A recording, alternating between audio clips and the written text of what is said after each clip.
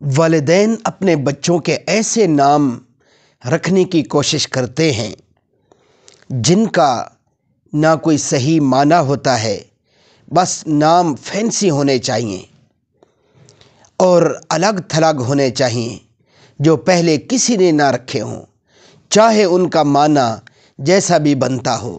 میرے محترم سامعین، یہ بات ذہن میں رکھیں کہ جس طرح کا نام ہوتا ہے ویسی ہی شخصیت ہوتی ہے، یعنی نام کا اثر شخصیت پر بھی پڑتا ہے۔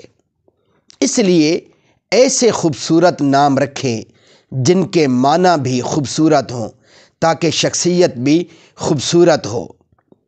حضرت انس رضی اللہ تعالی عنہ بن مالک فرماتے ہیں کہ ایک روز سرکار دو عالم صلی اللہ علیہ وسلم نے فرمایا کہ قیامت کے روز دو اشخاص دربار خداوندی میں پیش کیے جائیں گے۔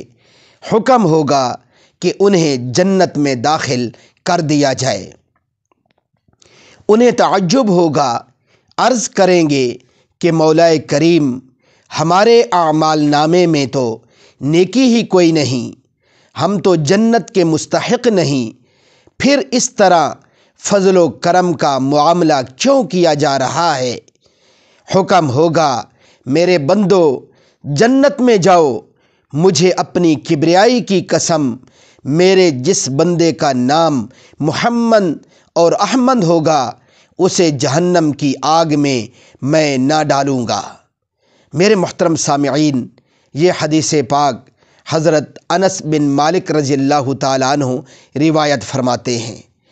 اب دیکھو نا، ہمارے گھر میں کئی بچوں کے نام محمد اور احمد ہوتے ہیں، یا ہمارے محلے میں یا ہمارے گاؤں دیہات قصبے اور شہر میں، تو ہم کہتے ہیں کہ یہ تو بہت سارے لوگوں کے نام ہیں، یہ تو پہلے بھی برادری میں فلاں کا نام ہے، فلاں کا نام ہے۔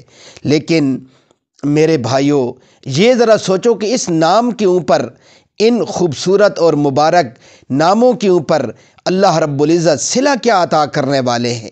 صلے کو دیکھنا ہے، یہ نہیں دیکھنا کہ یہ نام اتنے لوگوں کا اتنے لوگوں کا ہے، تو اس چیز کو نہ دیکھیں، بلکہ اپنے بچوں کے خوبصورت نام رکھیں تاکہ وہ ان کی شخصیت بھی خوبصورت بنے۔ فینسی نام کیا کریں گے؟